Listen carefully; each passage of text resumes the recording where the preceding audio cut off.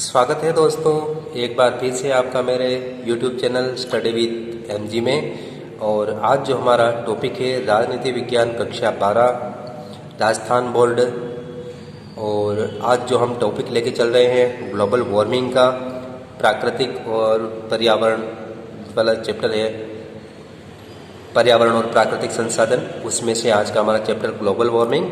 और वीडियो शुरू करने से पहले आपसे रिक्वेस्ट है, आप मेरे इस चैनल स्टडी विद MG को सब्सक्राइब करें, ताकि जब भी कोई नया वीडियो मैं अपलोड करूं तो सबसे पहले आपको नोटिफिकेशन प्राप्त हो, आप किसी वीडियो को मिस ना करें और ज़्यादा से ज़्यादा वीडियो को लाइक और शेयर करें। तो चलिए दोस्तों शुरू करते हैं ग्लोबल वार्मिंग। तो ग्लोबल वार्मिंग क्या है दोस्तों? वर्तमान विश्व की सबसे बड़ी समस्या है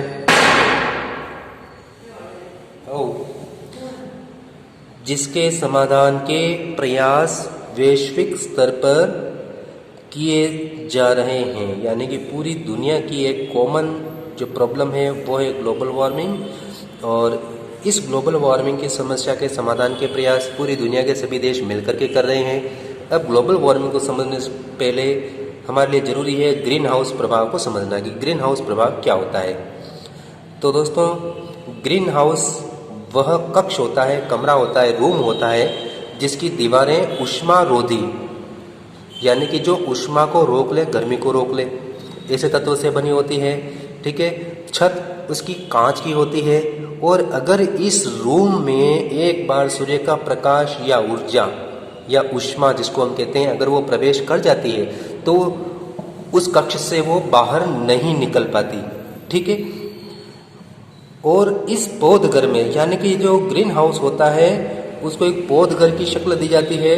और उसमें क्या किया जाता है कि शीत ऋतु में भी कम न होने से अधिक तापमान में वृद्धि करने वाले पौधे आसानी से उगाए जा सकते हैं। यानी कि इस गर्मी वाले, जहाँ बहुत ही ज़्यादा गर्मी है, उस गर्मी वाले चैम्बर में ऐसे पौधे उगाए जाते हैं जो गर्मी में अधिक वृद्धि करे, ऊष्मा में अधिक वृद्धि करे। ऐसे पौधे आसानी से उसमें उगाए जाते हैं।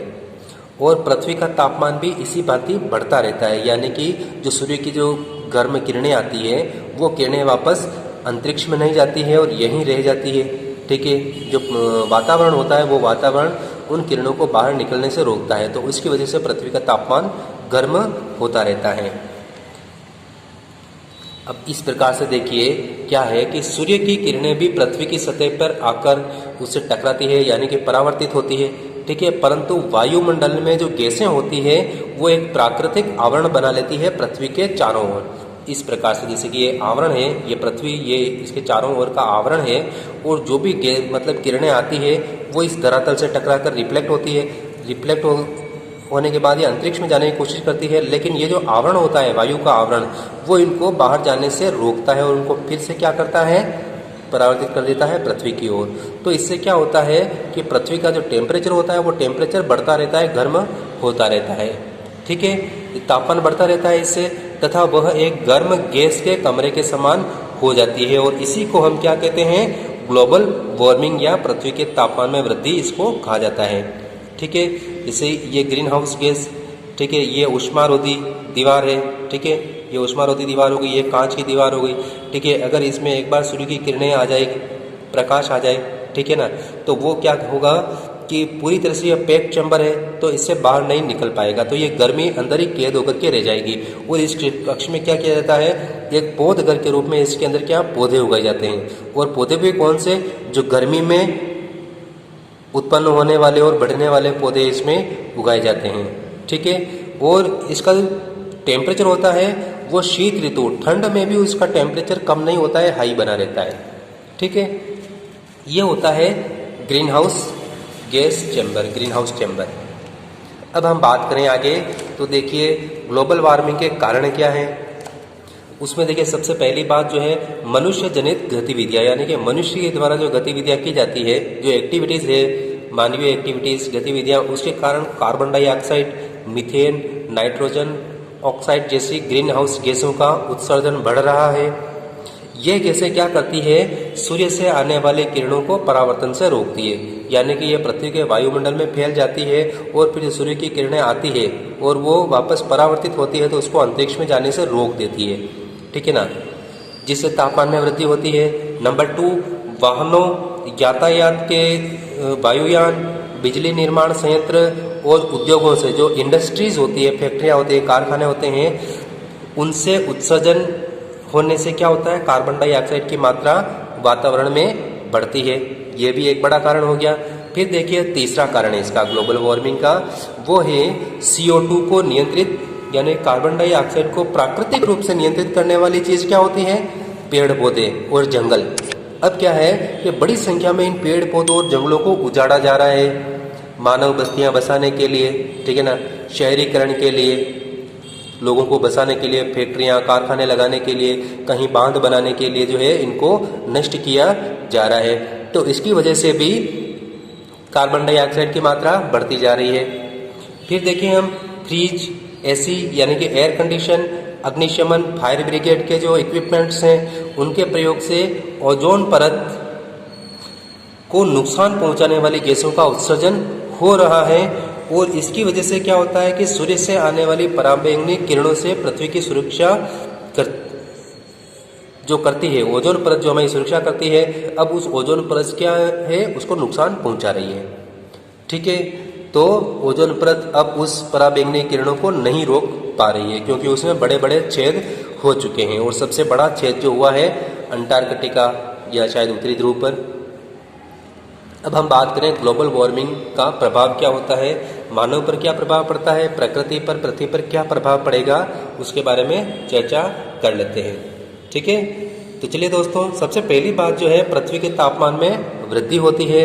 गत एक दशक में तापमान में 0.3 से लेकर के 0.6 डिग्री सेंटीग्रेड की वृद्धि हुई है और ये वृद्धि निरंतर होती जा रही है, यानी कि निरंतर टेम्परेचर पृथ्वी का बढ़ता जा रहा है। और पिछले 120 वर्षों की अगर हम बात करें, जो स्टडी की है साइंटिस्ट ने, तो उससे क्या पता चला है कि 2012 का जो साल था वो इन 120 वर्षों के दौरान सबसे गर्म वर्ष रहा, रिकॉर्ड किया गया, यानी कि रिकॉर्ड गर्मी 2012 में रही थी।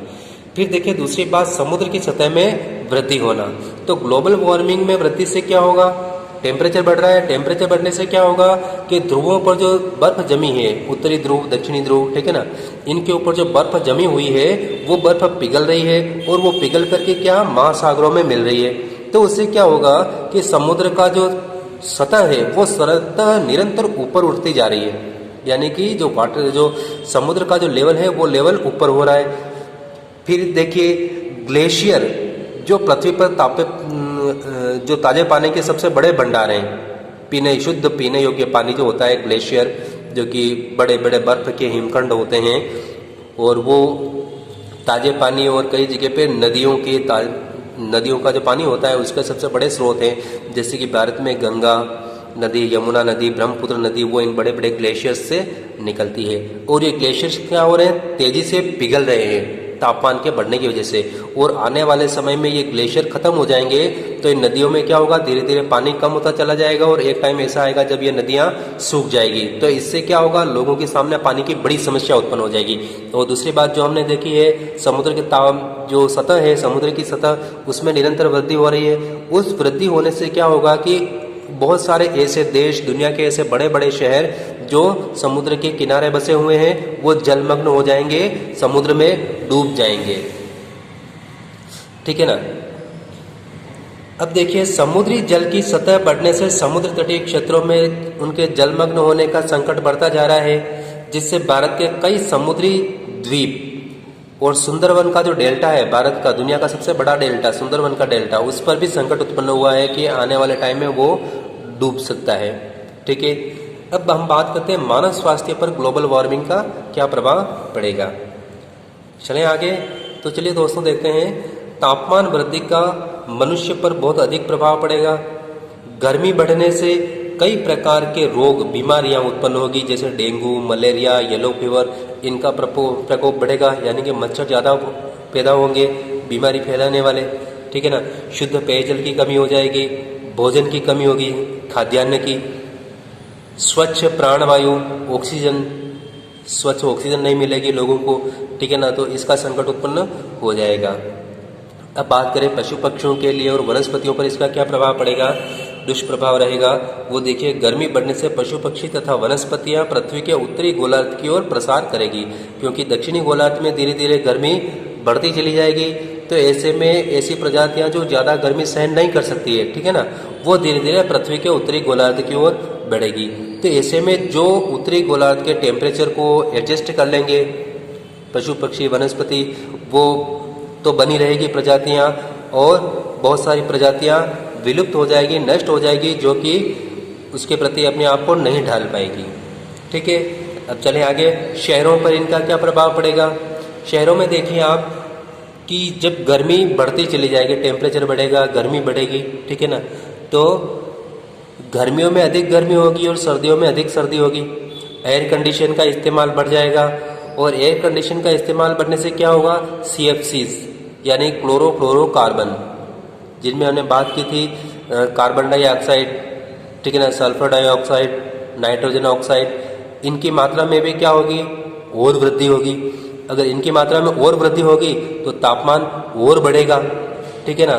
तो ओजोन परत के क्षय की गति, यानी कि ओजोन परत के जो नष्ट होने की जो गति है वो बढ़ती ही रहेगी, और धीरे धीरे ओजोन परत नष्ट हो सकती है, ऐसी आशंका जताई जाती है।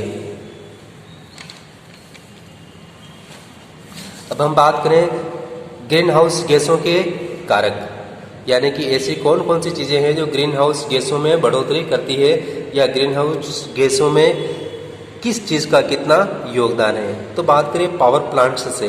पावर प्लांट्स से देखिए 21.3% उत्सर्जन होता है क्लोरोफ्लोरोकार्बन का। उद्योगों से यानी कि इंडस्ट्रीज और कारखानों से 16.8% हानिकारक गैसों का उत्सर्जन होता है। यातायात वाहनों से 14.0, कृषि उत्पादों से 12.5, नाइट्रोजन ऑक्साइड ज़्यादातर इसी में से होती है, ठीक है ना। फिर जीवाश्म ईंधन का प्रयोग करने से जो सल्फर डाइऑक्साइड बनती है, ठीक है ना, वो है 11.3%। जीवाश्म ईंधन का मतलब पेट्रोल, डीजल, केरोसिन, ठीक है ना, ये सभी। फिर आवासीय क्षेत्रों से 10.3 डिग्री का, आवासीय क्षेत्रों में जैसे AC का प्रयोग किया जाता है उनसे भी होता है। फिर बायोमास के जलने से, यानी कि जीव जंतुओं के जलने से, उनसे होता है 10% प्रदूषण, और कचरा जलाने से 3.4% प्रदूषण होता है। अब इसको कैसे रोका जा सकता है वो देख लेते हैं, कैसे इसको रोक सकते हैं।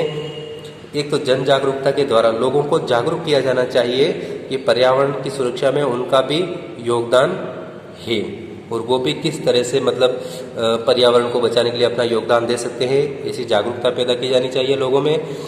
अपने आसपास के पर्यावरण का संवर्धन करना, आसपास का जो पर्यावरण है उसकी सुरक्षा करना तथा उसको हरा भरा बनाए रखना।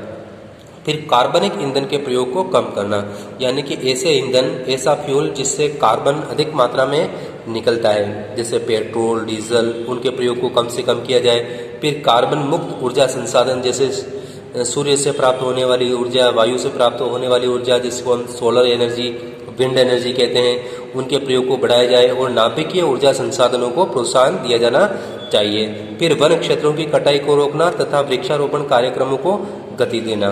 तो ये ऐसे कुछ कार्य हैं, उपाय हैं, जिनको करने से हम ग्लोबल वार्मिंग को कम किया जा सकता है, पृथ्वी के तापमान को बढ़ने से रोका जा सकता है। अब बात करें दोस्तों प्रश्न के बारे में। इस टॉपिक के जुड़े हुए जो प्रश्न हैं, जिनमें देखिए ग्लोबल वार्मिंग किसे कहते हैं, सबसे पहली बात तो इसका अर्थ क्या होता है। सेकंड, ग्लोबल वार्मिंग के उत्तरदायी कारण, किन किन कारणों से ग्लोबल वार्मिंग हो रहा है। फिर ग्लोबल वार्मिंग के कोई भी 2 दुष्प्रभाव बताइए, 2 हानियाँ जो इससे होती है। ग्लोबल वार्मिंग से मानव स्वास्थ्य पर क्या प्रभाव पड़ता है, ठीक है ना, बीमारियाँ बढ़ेगी जिसमें डेंगू, मलेरिया, ये सभी। ग्लोबल वार्मिंग के उत्तरदायी कारकों की सूची बनाइए, यानी कौन कौन से ऐसे कारक हैं जिनसे ग्लोबल वार्मिंग की समस्या उत्पन्न हुई। फिर ग्लोबल वार्मिंग को रोकने के उपाय कौन कौन से होते हैं, उन उपायों के ऊपर चर्चा कीजिए, जिनके ऊपर भी हमने चर्चा की थी। तो दोस्तों इस तरह से आज का जो हमारा ये टॉपिक है ग्लोबल वार्मिंग, वो यहाँ पे समाप्त होता है, और जल्दी ही हम एक नई वीडियो में फिर से आपके सामने होंगे। तब तक के लिए धन्यवाद, और आपसे जो निवेदन है आप मेरे इस YouTube चैनल टीवी के MG को सब्सक्राइब ज़रूर करें।